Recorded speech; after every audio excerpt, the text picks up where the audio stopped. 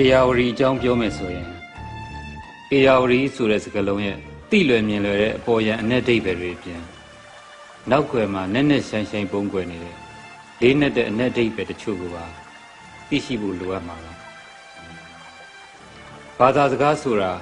အမြဲတမ်းပြောင်းလဲရှင်သန်နေတဲ့အရာလို့ပညာရှင်တွေကပြောကြပါတယ်နိုင်ငံတိုင်းလူမျိုးတိုင်းဟာသူတို့ရဲ့ကိုယ်ပိုင်ဘာသာစကားတွေမှာသူတို့ကိုယ်တိုင်တည်ဆောက်ခဲ့တဲ့ယဉ်ကျေးမှုရဲ့တန်ဖိုးတွေနဲ့လေးနဲ့ကျယ်ပြန့်တဲ့အဓိပ္ပာယ်တွေကိုပေါင်းစပ်ဖန်တီးပေးသွားကြသမျှပါဒါကြောင့်ပဲစကားလုံးတွေကတစ်ခုနဲ့တစ်ခုတစ်ချိန်နဲ့တစ်ချိန်လေးနဲ့မှုချင်းမတူညီကြပါဘူးဥပမာကလထိုင်းဆိုတဲ့စကားလုံးရဲ့နောက်ွယ်မှာသိမြင်စရာအဓိပ္ပာယ်တွေနေပါပေမဲ့မိခင်ဆိုတဲ့စကားလုံးရဲ့နောက်ွယ်ကိုကြည့်ရင်တော့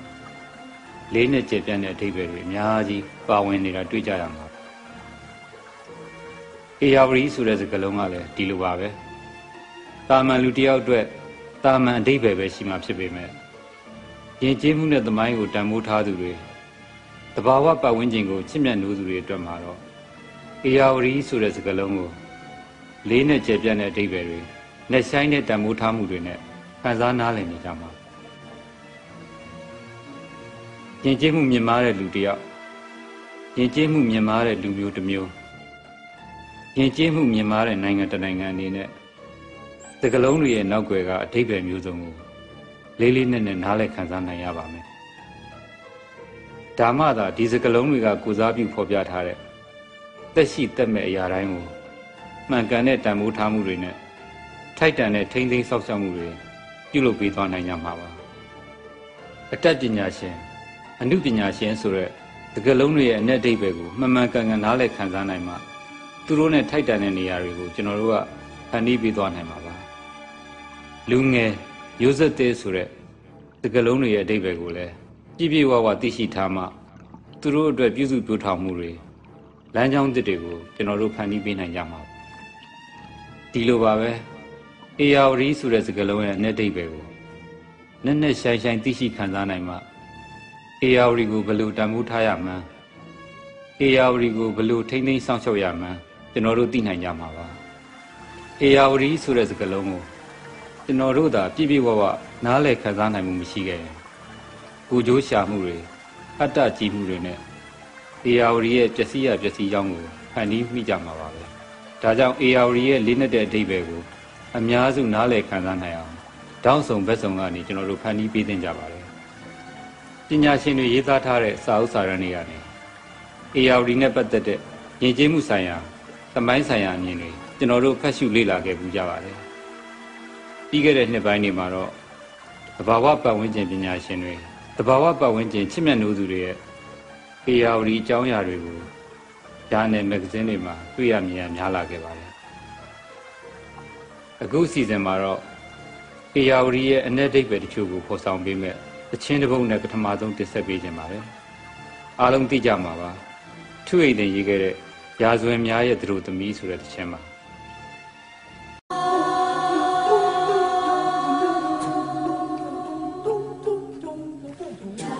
ကွယ်လွန်ပြီးသောအိမ်မက်များချောင်းစင်လဲလျောင်းအိမ်စိတ်ရာအိမ်ကြီးချီမလုံးနဲ့ဒီမြေဟာတော့ရဲ့အမိမြေရင်ချင်မှုရဲ့နှလုံးသားရှင်တန်စေသူတကောရှင်အခမ်းအနားဆုံးသောတက်ရှိကြပြAyawari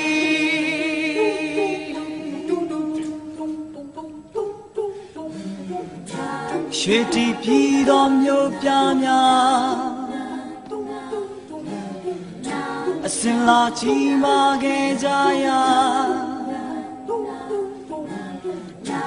ရာဇဝင်ဟောင်းရဲ့မတ်တရားဒီမြေဟာတော့ရဲ့ကွယ်တွေဖြတ်တန်းရင်နဲ့စီးစင်သူဟာရာဇဝင်များရဲ့လျှို့ဝှက်ချက်တို့သိသိထား Ayawari ရာဇဝင်များရဲ့တို့ပြီးတို့ရဲ့မိခင်ရာဇဝင်များရဲ့တို့ပြီး don't yet win Yazimya yet the oh hey yaudi by sign move address semenya oh inside die kai kejaya Ganwe miao te chine Gagwe du dong ye darwe Tu ye gao no mwe pa Dahanga ro tmaye Tapage de ne ye mya Hey yaudi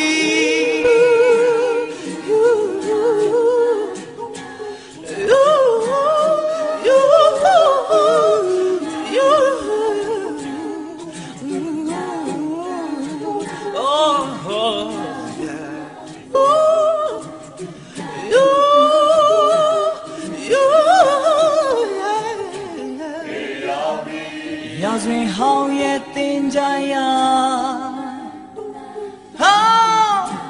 Yazwin tito we phaya Shwe yaung nei tin mya atwet yin khong tu dong ye the chin we Pyo myin sain lan yin atwet Yong ji tu twe atat ne Chu sit khe de aim met mya ဟုတ်ပါတယ်အေယာဝတီဟာရာဇဝင်များရဲ့တူသမီးပါကျွန်တော်တို့နိုင်ငံရဲ့ရာဇဝင်တွေသမိုင်းတွေမစတင်မီကတည်းကသူဟာတည်ရှိနေခဲ့ပြီးတော့ရာဇဝင်တွေသမိုင်းတွေပြီးဆုံးသွားရင်တော့သူကတည်ရှိနေဦးမယ်ပုံပါအတိတ်ကာလမှာကျွန်တော်တို့ဘိုးဘေးပြည်ပင်တွေနဲ့အတူတည်ရှိနေခဲ့သလိုအနာဂတ်ကာလမှာလည်းကျွန်တော်တို့ရဲ့သားသမီးမြေးမြစ်တွေနဲ့အတူရှိနေအောင်ပါတချင်းတွေကပြောသလိုပါပဲအေယာဝတီဟာကျွန်တော်တို့ရဲ့မိခင်ကျွန်တော်တို့အားလုံးသူ့ရင်ဝင်ထဲမှာပဲသူ့ရဲ့သွေးသားတွေကိုစားသုံးပြီးကြီးပြင်းရှင်သန်ခဲ့ရတာပါအေယာဝတီဟာကျွန်တော်တို့ရဲ့ဝိညာဉ်ပါကျွန်တော်တို့အားလုံးရဲ့သွေးတွေချွေးတွေပေါင်းဆက်စီးဆင်းနေတဲ့အေယာဝတီပါကျွန်တော်တို့လှုပ်ရှားရုန်းကန်နေတဲ့အချိန်တွေမှာကျွန်တော်တို့အားလုံးနဲ့အတူခွန်အားအပြည့်နဲ့တက်ကြွနေတတ်ပြီးကျွန်တော်တို့အိပ်ဆက်အနားယူနေတဲ့အချိန်တွေမှာတော့ကျွန်တော်တို့ရဲ့အိမ်မက်တွေကိုတည်ဆောင်ရင်မယမနာခရီးနေနေတာကလည်းအေယာဝတီပါပဲအေယာဝတီဟာရာဇဝင်များရဲ့တူသမီးပါသမိုင်းတွေရာဇဝင်တွေလှပခမ်းနားခဲ့တဲ့အချိန်တွေမှာအေယာဝတီဟာလှပခမ်းနားသလောက်သမိုင်းတွေရာဇဝင်တွေဂုံသိမ်းညှိုးနှွမ်းရတဲ့အချိန်တွေမှာတော့အေယာဝတီဟာလည်းအာရော့ညှိုးနှွမ်းနေခဲ့ရတာပါသမိုင်းတွေရာဇဝင်ဆိုတာကလည်းနှိမ့်တစ်ခါမြင့်တလဲသွားနေတဲ့ထာမို့အေယာဝတီဟာကျွန်တော်တို့နဲ့အတူအမြင့်နဲ့စုံစည်းရတဲ့အချိန်တွေရှိသလိုအနှိမ့်နဲ့ကြုံတွေ့ရတဲ့အချိန်တွေလည်းရှိနေခဲ့ပါတယ်လူတူတယောက်ရဲ့ဘဝလူမျိုးတစ်မျိုးရဲ့ဘဝနိုင်ငံတစ်နိုင်ငံရဲ့သမိုင်းတစ်ခွေမှာသွေးပြက်စရာခက်ခဲကြမ်းတမ်းတဲ့အချိန်ကာလတွေနဲ့လည်းကြုံကြရတတ်တာပါပဲဒီလိုအချိန်မျိုးမှာ AR ကရှေ့ဆက်စီးဆင်းပြီးတော့မျောလင်းချက်ကမ်းခြေတွေစီကိုပို့ဆောင်ပေးနိုင်ပါစေလို့ရည်ရွယ်ရေးသားခဲ့တဲ့တခြင်းတစ်ပုဒ်ကတော့မျောလင်းချက်ကမ်းခြေဆိုတဲ့တခြင်းပါဒီတခြင်းကိုအစီအစဉ်ရဲ့ဒုတိယတခြင်းတစ်ပုဒ်ဖြစ်တင်ဆက်ပေးကြပါတယ်AR ကပို့ဆောင်ပေးမဲ့မျောလင်းချက်ကမ်းခြေကနေပြီးတော့ရာဇဝင်သစ်သမိုင်းသစ်တွေနဲ့ပြန်လည်နိုးထားဖို့အားတင်းထားတဲ့တခြင်းတစ်ပုဒ်အခုအချိန်မှာတော့ကျွန်တော်တို့ကိုမျောလင်းချက်ကမ်းခြေတွေစီပို့ဆောင်ပေးမဲ့ AR ကိုယ်တိုင်ဟာလည်းအနာဂတ်မှာမျောလင်းချက်တွေထိခိုက်ပျက်စီးသွားနိုင်တဲ့အခြေအနေရိပ်ရောင်တွေကို AR ကတဆင့်ပညာရှင်တွေကတဆင့်ကျွန်တော်တို့တွေသိမြင်ခံစားနေကြရပါပြီကျွန်တော်တို့ကိုအသက်ဆက်ပေးခဲ့တဲ့ကျွန်တော်တို့ရဲ့အသက်သခင် AR ကိုပြန်လည်အသက်ဆက်ပေးရမယ့်အချိန်မျိုးကျမ်းမာတန်ဆွမ်းတဲ့မျိုးဆက်သစ်တွေကိုမွေးဖွားပေးခဲ့တဲ့မိခင် AR ကိုပြန်ပြီးတော့ကျမ်းမာတန်ဆွမ်းအောင်ထိမ့်သိမ်းဆောက်ရှောက်ရမယ့်အချိန်မျိုးပါမျောလင်းချက်ကမ်းခြေသခြင်းကိုကျွန်တော်ကိုယ်တိုင်ရေးသားခဲ့ပြီးတော့ဇော်ဝင်းထွတ်တည်ဆူပေးထားပါတယ်ဒီ album ထဲမှာကျွန်တော်အလေးနဲ့ထားတဲ့ကိုယ်ပိုင်တန်သခြင်းတွေတစ်ဝက်ကျော်ပါဝင်ပါတယ်မျောလင်းချက်ကမ်းခြေ music video ထဲမှာကိုကြီးထုတ်ကိုယ်တိုင်ရိုက်ကူးထားပုံတွေကလည်းကျွန်တော်အနှစ်သက်ဆုံးတင်ပြပုံတွေပါတခြင်းရဲ့အတိုင်းကျွန်တော်တို့တွေ AR နဲ့တူမျောလင်းချက်ကမ်းခြေတွေစီကိုပြောတွေးပြချင်ရကြတယ်နောက်မှကြံခဲ့ပြီငါတို့တော့ကိုနာရမယ်နေရာမရှိ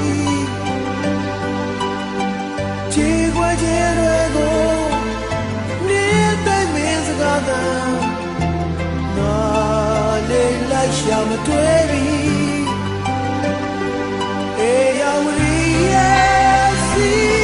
စမပျော်ရွှင်ငြိမ်းချမ်းခြင်းတို့ပေါင်းစပ်လို့ပြီးတော့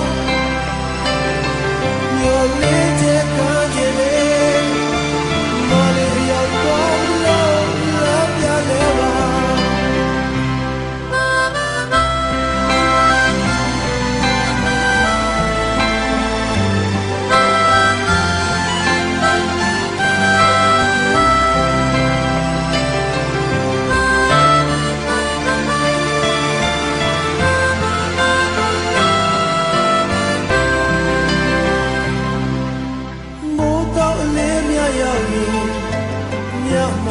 ဆုံးနေမလုံးတော့တဲ့တောက်ပါတဲ့ပြောင်းနေကြနာချစ်ခြင်းတွေနဲ့ယုံလဲခဲ့ဘဝတစ်ခုကိုငါလည်းအပြစ်ပြန်စားနေအေးရဝရီရဲ့စီစပါပျော်ရွှင်ငြိမ်းချမ်းခြင်းတို့ပေါင်းစပ်လို့ပြီးတော့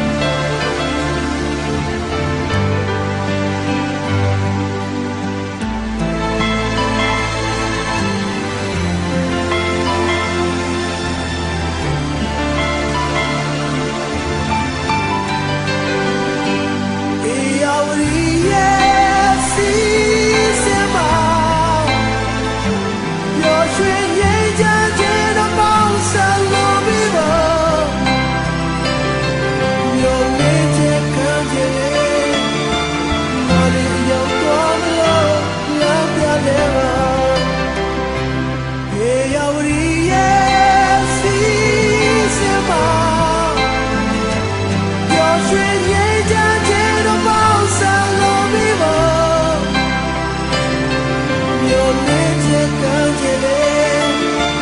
မလေးရောက်တော့လို့လာပြလဲပါမျိုးလေးချက်ကံကြည်လေးမလေးရောက်တော့မလို့လာပြလဲပါသက်မဲ့အရာဝတ္ထုတွေနဲ့တက်ရှိအရာဝတ္ထုတွေပေါ်မှာကျွန်တော်တို့ရဲ့သဘောထားပုံတွေမတူကြပါဘူးသက်မဲ့အရာတွေပျက်စီးဆုံးယုံသွားရင်လည်းကျွန်တော်တို့ကတိတ်ပြီးတော့တန်ဖိုးထားလွမ်းဆွတ်နေလည်းမရှိပါဘူးတက်ရှိအရာတွေပျက်စီးဆုံးရှုံးသွားပြီဆိုရင်တော့ယတ္တတရားတွေနဲ့တနာကျင်နာမှုတွေအပြည့်နဲ့ယူကျုံမရဖြစ်တတ်ကြပါလေကျွန်တော်တို့အတွက်တော့ ARD ဟာသက်မဲ့အရာတခုမဟုတ်ပါဘူးသွေးနဲ့သားနဲ့တက်ရှိမြစ်တစ်စင်းမှာကျွန်တော်တို့ပိုင်ဆိုင်သမျှအရာအလုံးသူ့စီမှာပါပဲနည်းနည်းလေးမှအဆုံးရှုံးထိခိုက်ခံလို့မရတဲ့တက်ရှိမြစ်တစ်စင်းမှာမြန်မာနိုင်ငံနဲ့မြန်မာလူမျိုးတွေအတိတ်ကနေအခုထိဖြစ်တဲ့ပြောင်းလဲခဲ့သမျှအလုံးကိုသိရှိမှတ်သားထားတဲ့တူဦးရီသောအရာARD ပါသူဟာပုံဝတ္ထုတွေအများကြီးရာဇဝင်ဇာတ်ကြောင်းတွေအများကြီးကိုသိရှိကြုံတွေ့ထားတဲ့သူပါရဲရင်မှုနဲ့စီလုံးမှုအောင်မြင်မှုနဲ့ပျော်ရွှင်မှုတွေအများကြီးကိုကြုံတွေ့ခဲ့ရဘူးသလိုရက်ဆက်မှုနဲ့သစ္စာမဲ့မှုတွေးပြတ်မှုကြောက်ရွံ့မှုတွေအများကြီးကိုလည်းကြုံတွေ့ခဲ့ရတာARD ပါအမှန်တရားကိုထိန်းသိမ်းစောင့်ရှောက်သူတွေအများကြီးကိုတွေ့ရှိခဲ့ဘူးသလိုအမှန်တရားကိုချိုးဖောက်ဖျက်ဆီးသူအများကြီးကိုတွေ့ခဲ့တာလည်းARD ပါသူပြောပြမဲ့ပုံမြင်ဇာတ်လမ်းတွေမှာဂုဏ်ယူစရာတွေရှိသလိုသင်ခန်းစာယူစရာတွေလည်းတွေ့ကြရမှာပါနားထောင်တတ်မယ်ဆိုရင်သူ့ရဲ့စကားပြောစမ်းကိုသူ့ရဲ့ရည်စည်းတမ်းမှာကြားနိုင်မှာပါကြည့်မြင်တတ်မယ်ဆိုရင်လည်းသူ့ရဲ့ရည်ပြင်မှာအတိတ်ရဲ့ပုံရိပ်တွေကိုတွေ့မြင်နိုင်ပါ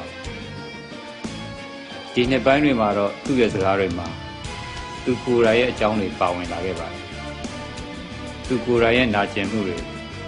သူကိုယ်တိုင်ရဲ့ဝေဒနာတွေသူကိုယ်တိုင်ရဲ့ပုံမြင်ဇာတ်ကြောင်းတွေကို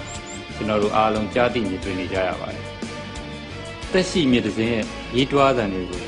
ကျွန်တော်တို့အားလုံးပြပြသားသားနဲ့ကြားနေကြရပါတယ် AR ရဲ့စကားတန်တချို့ကိုလေးဖြူတီဆိုထားပြီးတော့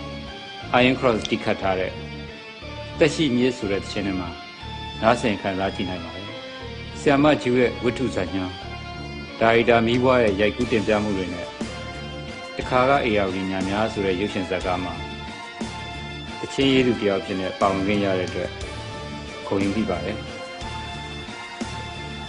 ဒီအစီအစဉ်ရဲ့နောက်ဆုံးတခြင်းတစ်ပုဒ်ဖြစ်နေတက်ရှိမြစ်ဆိုတဲ့ရှင်ကိုနားထောင်ရင်းနဲ့ AR ရဲ့အနာဂတ်ငြိမ်းချမ်းလှပပါစေကြောင်းဆုတောင်းပေးလိုက်ရပါတယ်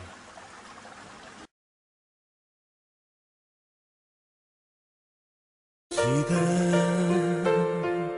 တစ်ချိန်မှာကျင်းလူချင်းတွေ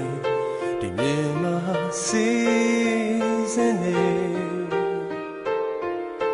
မိုးသားတစ်ခါတည်းငါချမိတယ်ဒီရေပင်ကိုငဲကြည့်ချင်အေးရဝဒီရဲ့စကားပြောတဲ့ရင်ခုန်နေတဲ့သက်ရှိနေစီနာကျင်နေစေညီတော်တဲ့ဒီချိန်မှာမင်းချတဲ့နိုင်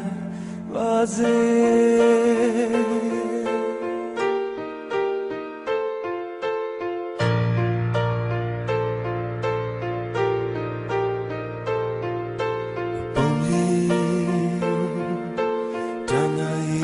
စမ်းချင်တခါတည်းပြောတတ်တယ်အတူပါဒါရီတကယ်ဖြစ်ခဲ့တယ်ဒီရေပင်ကိုမဲကြည့်လေအေးရဝလီရဲ့စကားပြောတဲ့ရင်ခုန်နေတဲ့အသက်ရှိနာကျင်နေစေညီတော်တဲ့ဒီချိန်မှာမင်းချတဲ့နိုင်ပါစေ